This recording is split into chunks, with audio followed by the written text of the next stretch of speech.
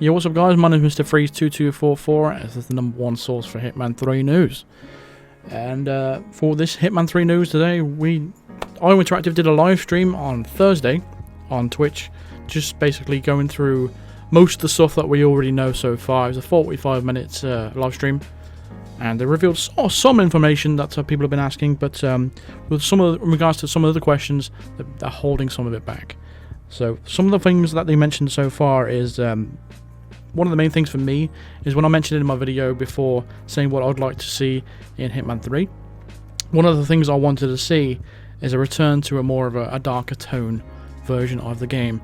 I know Hitman 1, or Season 1, whatever you want to call it, was more of a... it wasn't a funky kind of game. It wasn't funny. It was more of a serious tone. The atmosphere was there. We had some comedy elements there with the rubber ducks and stuff like that. Hitman 2 was just straight out, the world is your weapon. It was a playful kind of thing.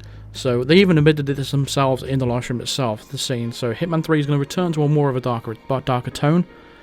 As you can see, they went on to say that Hitman 1 was more about professionalism, because they went with the whole, you know, just everything about him. Was 47 at his top of his game, you know, the white logo and stuff like that. It's just a clean look.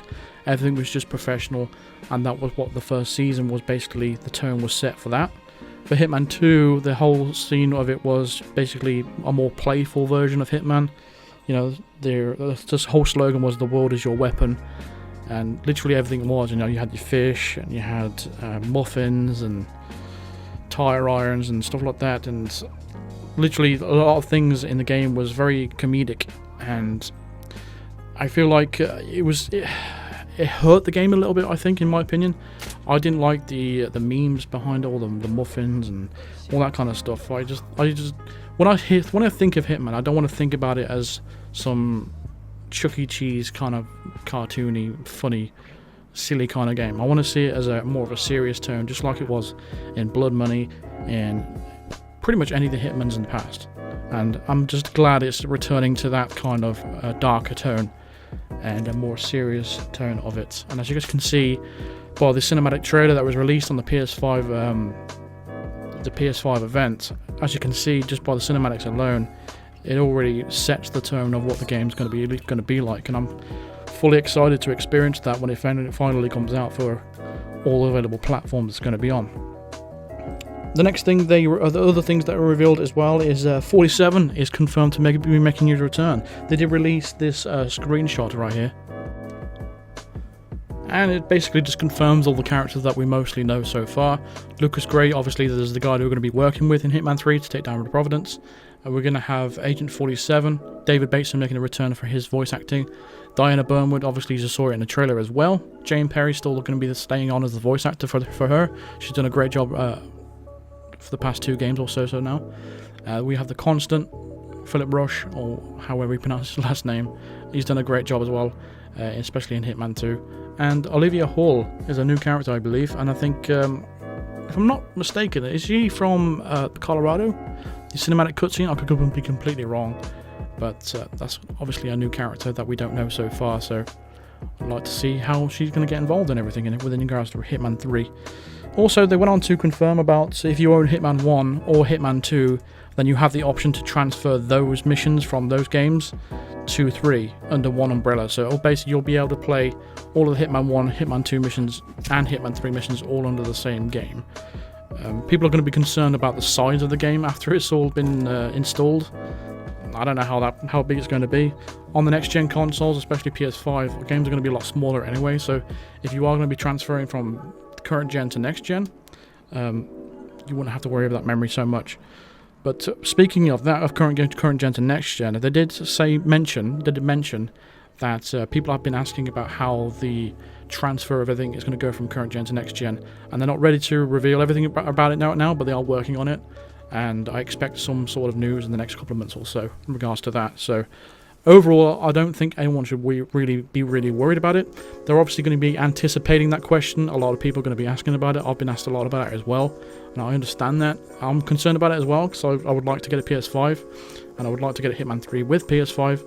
And if I'm going to do that, I don't want to lose my progress from the PS4. I've been playing 4 years, and I don't want to lose all that progress. So I'm guessing a lot of people are feeling the same way, and I'm pretty sure, I mean, they're smart enough people, they understand that, and I'm pretty sure they're going to be trying to set up a way of trying to do that seamlessly, and it should be fairly simple. I mean, when it comes to, maybe it's probably going to be a server upload, maybe something that they did with Mass Effect, I don't know, but we'll see.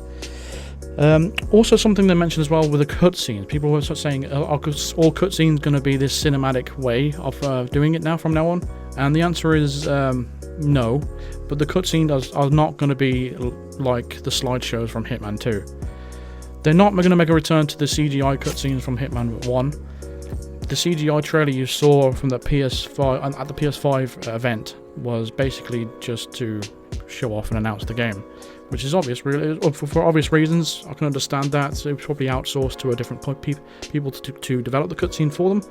And from now on in Hitman 3, if you remember the bank cutscenes at the end and at the start of it, and the same with Haven Island, if you remember them sort of cutscenes, it's like an in-game, in real-time cutscene kind of thing.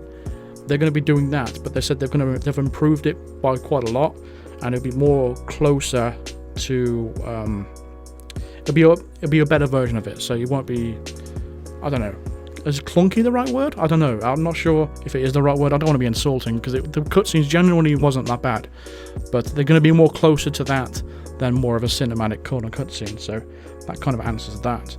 I want to come back to the live stream a minute for a second, and I just want to point out something that I noticed during the live stream, which I found quite funny as well. Is Clemens and Travis are talking, but when Travis is talking, Clemens has a tendency to say yes quite a lot.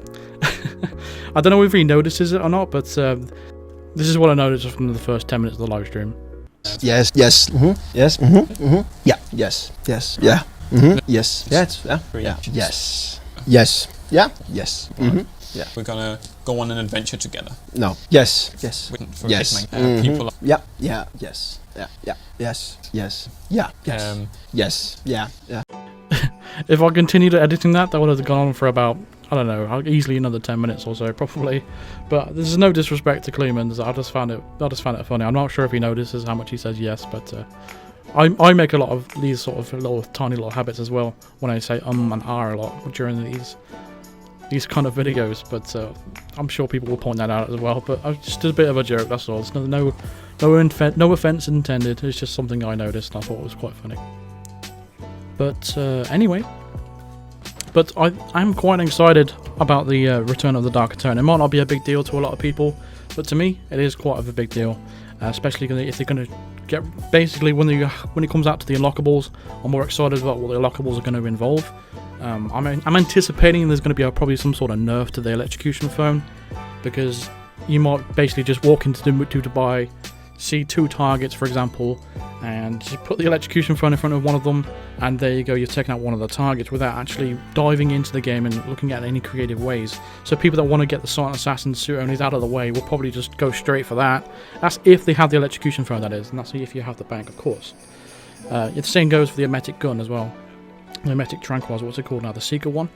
But yeah, you could literally just use those. And I'm hoping they fixed the tranquilizer headshot glitch, where if you trank someone with a Calma 1 tranquilizer, and they go in the animation of about to be, they go into the animation of passing out, but before they hit the ground, if you shoot them in the head, people around them will class it as an accident kill, which is odd. And they never got around to fixing it in Hitman 2. And I hope that's been fixed in Hitman 3, otherwise people will just take advantage of the hell out of that. So I'm hoping that's been fixed, because you know what, Dubai is going to be easy if those things are still in the game, and I'm hoping that they're going to do something about it, because obviously they want to let people explore more into the game rather than just cheese it with the electrocution phone, which is completely understandable. But if you want to still benefit of all the joys of the electrocution phone, you've still got Hitman 2 to play, and play the legacy maps under that. So they might not change anything at all, but that's just my opinion of what they might do. But like I said, the Dark Eternal is a much needed thing that I think the series needed. And when it comes to the unlockables, I'm hoping for more serious kind of unlockables, some more serious weapons, better gadgets. Like for example, the crowbar was one of the sort of things that I can probably expect. Some more varieties of pistols. Just more adding to 47's arsenal of actual useful items, because back in the Hitman 1 and Hitman 2, we haven't really had a lot of useful items. We've had a lot of junk, really, to be honest. Let's be honest. There's a lot of reskins and a lot of things that just do the same thing.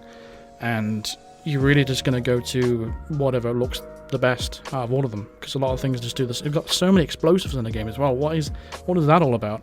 We're all talking about a silent assassin, and they've got a lot of explosions in his inventory to go through. But yeah, I'm hoping for like a more serious direction of the unlockables as well, rather than just going down the element of, you know, releasing stuff like the muffins and stuff like that, because I really did not like that kind of thing. And like, you know, the little kiwi from New Zealand, I thought it was a little bit silly to me, but that's the older gamer in me speaking, because I've played on all the old games and stuff like that when I was a little kid.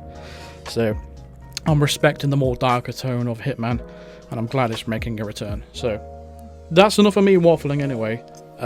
That's pretty much all they revealed. They're obviously going to reveal bit by bit every month. They haven't announced when they're going to do the live stream next. Obviously it's going to be next month, but they haven't announced a date for it yet. As regards to Hitman 2, we don't know what content's coming out for July, if any. They're probably going to continue with the featured contracts, but as regards to the elusive targets, I'm pretty sure that's probably the end of it. Unless they are super generous and start re-releasing the legacy elusive targets again, which people have been asking for quite a lot, because a lot of people have been getting their hands on Hitman 2 cheap quite lately, because it's been on a lot of sales. Speaking of sales, it's on sale right now on Steam for like 70% off, I believe. Don't quote me on that, but it's no, it says that's right here. There's Hitman tweeted right now. The Steam summer sale has arrived, and you can save up to 80% on all games in the Hitman franchise, from Codename 47, which was the very first one, all the way up to Hitman 2 so far. So probably the gold edition's involved in that. I know Season 1 is on sale right now on PSN. As for Hitman 2, I think that's been on sale for a couple of weeks, and I think the gold edition was only like £15. Again, don't quote me on that. I probably could be completely wrong, but that's the last time I checked. That's what the prices were. So there's no better time to become a Hitman fan right now and get involved in the Hitman community. So that's enough of me waffling. I'm sure you've probably sick of hearing me talk by now. I'm going to wrap up this video. But for this one, yeah, that's it. So we're going to wrap it up there. Thank you very much for watching. Thank you very much for listening to me rambling on. I really do appreciate it. So if you are looking for more Hitman 3 news in the future, make sure you are subscribed to the channel. Click the subscribe button. Drop a like if you are enjoying this content. Likes do actually really support the channel, so thank you very much for that if you are hitting that. Big shout out to Paul Lilly and Venom24 for becoming Psycho Assassin members of the channel. If you're wondering how to become a member of the channel, but just click the join button below next to the subscribe button, or click the link in the description for more details and all the perks that come with becoming a member. Alternatively, you can become a Patreon if you like. But again, thank you very much for watching, thank you very much for listening, and I'll see you guys in the next video. Cheers.